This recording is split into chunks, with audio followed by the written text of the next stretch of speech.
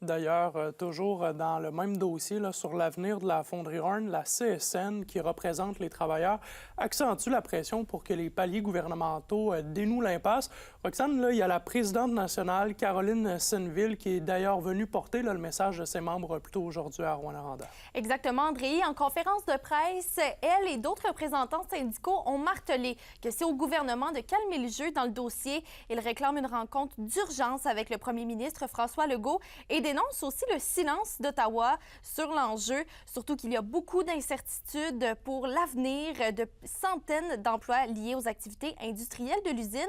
Pour la CSN, il doit donc y avoir un moyen de s'entendre pour régler les enjeux liés aux investissements de modernisation qui permettront de réduire l'impact environnemental de la fonderie Horn. On est là pour d'abord les appuyer, puis leur dire que la CSN est là pour eux, puis on est là pour envoyer un message aussi que c'est important, Glencore pour les travailleurs, c'est important pour la région.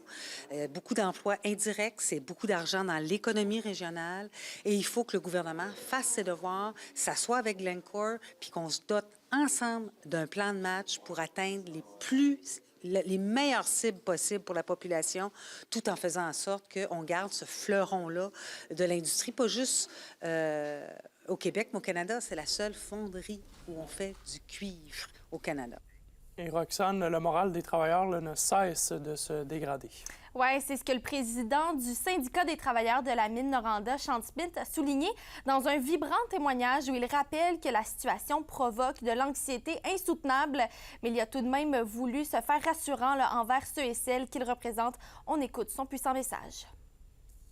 Je gardais les gens qui sont à la table ici aujourd'hui. On est tous là pour vous, OK? On va y arriver. On va s'en sortir. Je ne peux pas croire qu'une usine comme celle-là, puis que le cœur qui est dans cette usine-là, puis le cœur, je parle des travailleurs. Je ne peux pas croire que si près du but, on est sur le bord d'une fermeture. Donc, on est là pour vous, les boys et les filles, excusez, parce qu'on a beaucoup de femmes aujourd'hui. Mais sincèrement, on va se battre pour vous, puis on va y arriver.